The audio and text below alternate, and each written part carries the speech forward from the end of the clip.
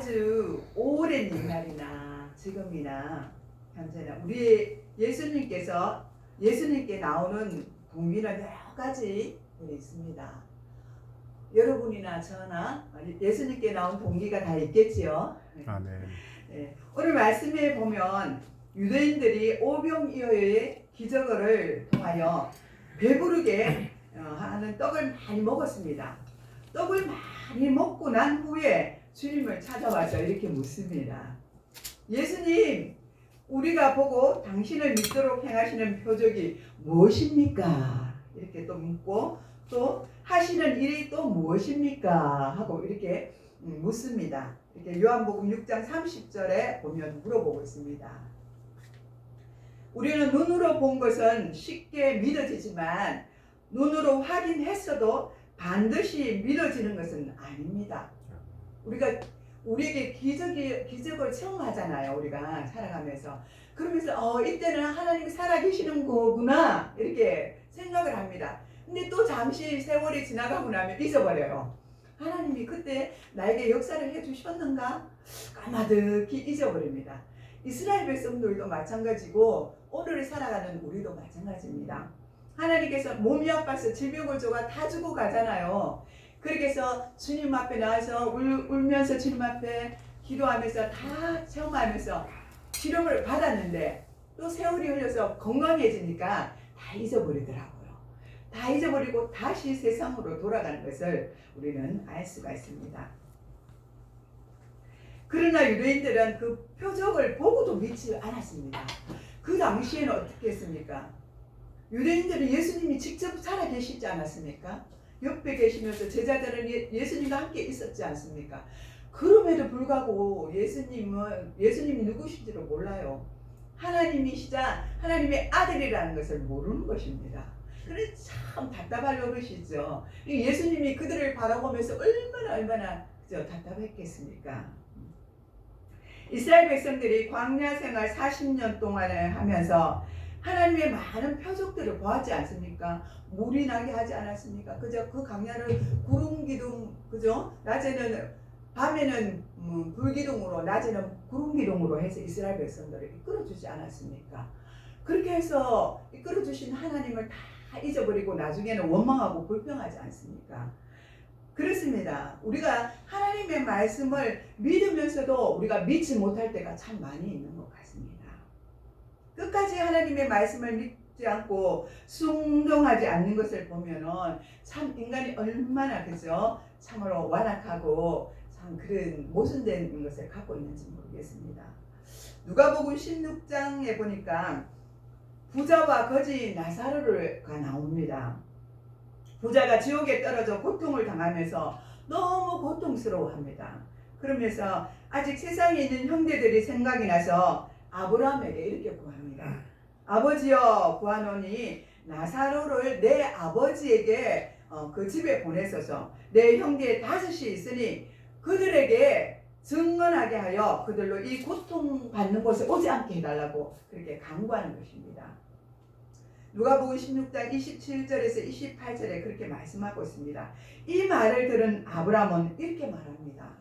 그들에게 모세와 선지자가 있으니 그들에게 들을지니라. 그러니까 가서 전하지 않아도 모세하고 선지자들이 전할 자가 있으면 전한다는 것입니다. 그러니까 너는 이미 지옥에 왔으니까 갈 수 없잖아요. 지옥에 떨어지니까 너는 걱정하지 말라는 것입니다.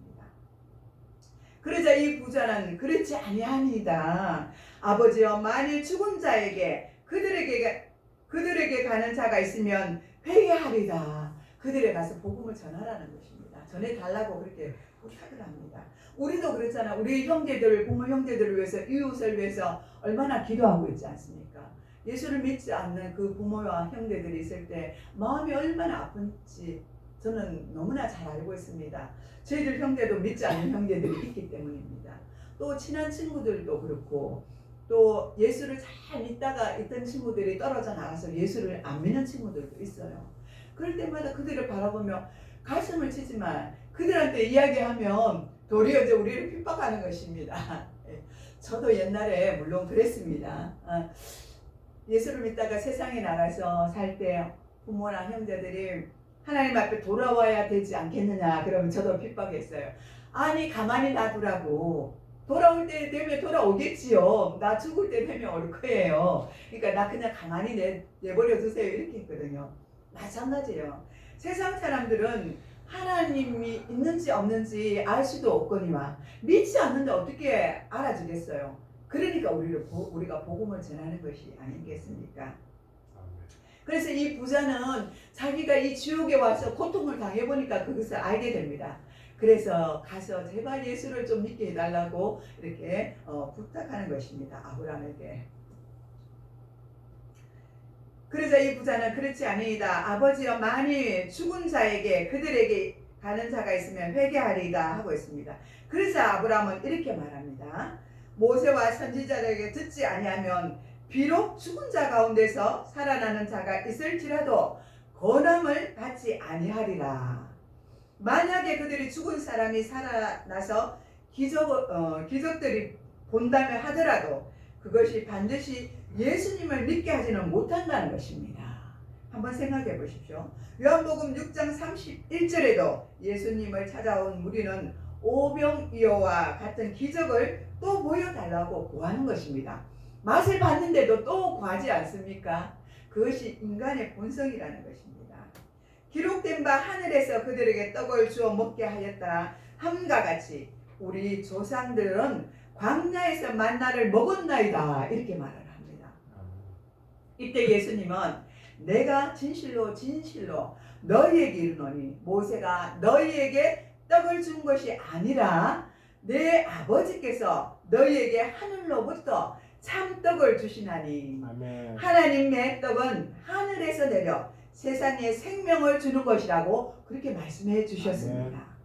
그러자 그들은 주여 그 떡을 항상 우리에게 주소서 이렇게 말합니다. 이스라엘 백성들이 광야에서 만나를 먹고 살았던 것처럼 언제나 그와 같은 양식을 달라고 한 것입니다. 아멘. 그렇게 되면 자신들이 먹을 것을 전혀 걱정하지 않고 만족한 생활을 할 수 있을 것이라 그들은 그렇게 생각한 것입니다. 물론 육신의 양식은 육체의 생명을 위해서 우리가 필요합니다. 그래서 적당한 노동도 필요한 것입니다. 우리가 열심히 일해서 또 노동력을 생산해서 우리가 먹고 사는 경제적인 것도 우리가 준비해야 하는 것입니다. 그러나 우리는 이것을 아무리 먹어도 다시 배가 고픕니다. 우리 오늘 밥 먹었다 해서 내일 밥 먹지 않는 거 아니지 않습니까? 오늘 저녁에도 밥 먹어야 돼요. 점심에도 먹어야 돼요. 그렇지 않습니까?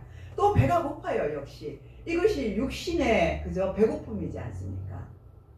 그런데 만나를 통하여서 영원한 죽음을 멸하게 해주시는 것이 있습니다. 만나는 우리를 영원하게 살게 해주시지 않습니까? 하나님께서 하늘나라에서 하늘에서 내려주시는 것이 만나지 않습니까? 메추라기도 내려주시지 않았습니까? 하나님께서. 하나님이 그렇게 이스라엘 백성들을 사랑하셨습니다. 오늘 저와 여러분도 하나님은 그렇게 우리를 사랑하시는 것입니다. 아멘. 우리가 깨닫지 못하고 있는 것뿐입니다. 아멘. 우리 인간은 육신을 지니고 있지만 영혼을 함께 지니고 있습니다. 아멘. 우리는 영적 존재들입니다. 아멘. 그러므로 육신의 양식도 필요하지만 영혼의 양식도 필요합니다. 요한복음 6장 48절에서 51절에서 예수님은 이렇게 말씀하십니다. 내가 곧 생명의 떡이라. 너희 조상들은 광야에서 만나를 먹었어도 죽었거니와 이는 하늘에 내려오는 떡이니 사람으로 하여금 먹고 죽지 아니하게 하는 떡이니라. 나는 하늘에서 내려온 살아있는 떡이니 사람이 이 떡을 먹으면 영생하리라. 내가 줄 떡은 곧 세상의 생명을 위한 내 살이니라. 이렇게 말씀하셨습니다. 아멘. 내 살이라고 하니까 어떤 사람들은 오해를 하는 것입니다. 어머 어떻게 사람들이 살을 먹을 수 있어? 성경에 보니까 살을 먹더라 이러면서 가까운 제 친척들이 그러는 거예요. 이 말씀을 잘 모르니까 성경을 읽고는 그래서 무서워서 교회를 못 나가요. 너무 어처구니 없는 거죠. 하나님을 오해하잖아요. 말씀을.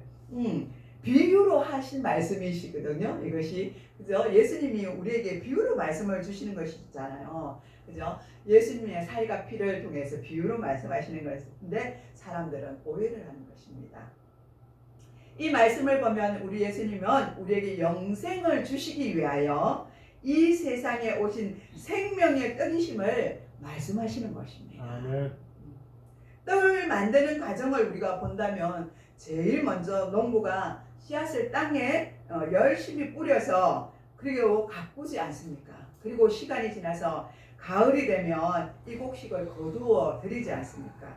그리고 이 곡식을 정미소에 가서 방앗간에서 알곡을 그저 다 가출려서 다 부수지 않습니까? 그리고 떡을 만들지 않습니까? 우리가 좋아하는 그 떡을 만듭니다. 그래서 가루를 만들어서 떡을 만들어서 먹기를 합니다. 그 가루를 반죽해서 찌면 만나는 떡이 되는 것입니다. 우리도 육신의 떡과 영적인 떡을 먹는 그런 저와 여러분이 되시길 바랍니다. 아멘. 마찬가지로 예수님께서 이 땅에 오셔서 모진 고난을 받으시고 십자가에 못 박혀 죽으심으로 우리가 받아야 할 지옥의 고통을 대신 받으셨습니다. 아멘. 우리가 지은 죄로 말미암아 우리가 받아야 할 무서운 징벌을 예수님께서 대신 통과하심으로 예수님은 우리의 생명의 떡이 되어 주셨습니다. 아멘. 그러므로 누구든지 이 생명의 떡을 먹으면 우리는 영생을 할 수가 있습니다. 생명의 떡을 먹는다는 것은 우리 예수님 앞에 나오는 것이고 또 예수님을 믿는다는 것입니다. 아멘. 요한복음 6장 35절에 나와 있습니다. 예수님의 말씀을 듣고 그대로 믿는 자는 영생을 얻습니다. 아멘. 이사야 55장 1절에서 3절에 보면 오라 너희 목마른 자들아 물로 나오라 돈 없는 자도 나오라 너희는 와서 사 먹되 돈 없이 값 없이 와서 포도주와 젖을 사라 너희가 어찌하여 양식이 아닌 것을 위하여 은을 달아주며 배부르게 하지 못할 것을 위하여 수고를 하느냐 내게 듣고 들을지어다. 우리 예수님이 그렇게 말씀하셨습니다. 그리하면 너희가 좋은 것을 먹을 것이며 아멘. 너희 자신들이 기름진 것으로 즐거움을 얻으리라. 아멘. 너희는 귀를 기울이고 내게로 나와 들으라. 아멘. 그리하면 영혼이 살리라. 이렇게 말씀해 주셨습니다. 아멘. 또 오늘 본문 38절에서 39절에 보니까 예수님께서 자신이 이 세상에 오신 목적을 말씀하고 있습니다. 내가 하늘에서 내려온 것은 내 뜻을 행함이 아니요 나를 보내신 이의 뜻을 행하게 하려 함이니라. 나를 보내신 이의 뜻은 내게 주신 자 중에 하나도 잃어버리지 아니하고 마지막 날에 다시 살리는 이것이니라. 예수님이 이 땅에 오신 목적은 오직 하나님의 뜻을 이루기 위함인 것입니다. 아멘. 하나님의 뜻은 믿는 자들 중 하나도 잃어버리지 않고 모두 영생을 얻게 하시는 그런 목적이 있었던 것입니다. 아멘. 저와 여러분을 영생을 얻게 하려고 예수님이 오신 목적입니다. 아멘.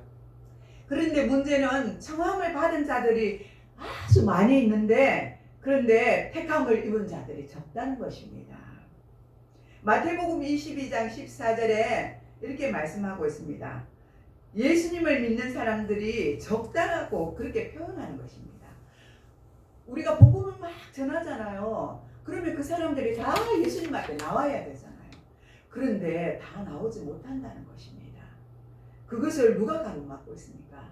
악한 원수마귀 사람들이 우리 심령에 와서 우리의 마음을 가로쳐서 이렇게 못하게 하기도 하고 생활과 환경을 통해서 우리를 주님 앞에 나오지 못하도록 그렇게 만들어가는 것입니다. 그러나 내가 너희에게 이르기를 너희는 나를 보고도 믿지 아니하는도다 하였느니라. 아버지께서 내게 주시는 자는 다 내게로 올 것이다. 그러나 그렇지만 하나님이 택한 자녀들은 아버지 앞에 다 올 것이라고 그렇게 말씀하십니다. 그렇게 오는 자는 내가 결코 내쫓지 아니한다고 말씀하십니다. 아멘. 하나님이 한번 딱 정하시고 딱 잡은 자들은 예정이 하셨잖아요.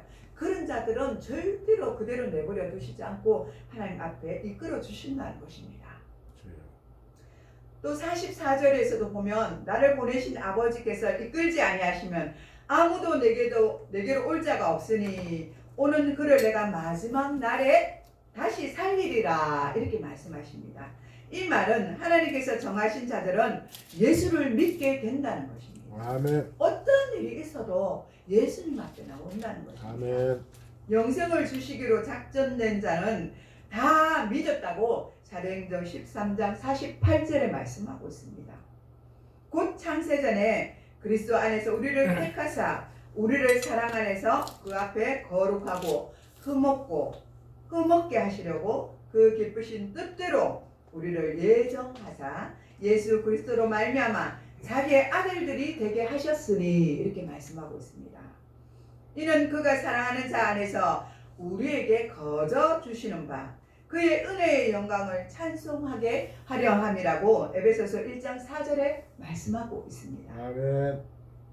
복에는 두 가지가 있습니다. 하늘의 신령한 복과 땅의 복이 있습니다. 먼저 땅에 속한 복은 이 땅에서 잘 되는 복을 누리고 건강하게 또 출세하고 또 잘 사는 것을 말합니다. 그 다음 하늘에 속한 신령한 복은 하나님의 택하심을 받은 복, 예수 그리스도로 말미암아 죄사함을 받은 복, 진리의 말씀의 구원의 복을 받은 그 복을 말하는 것입니다. 아멘.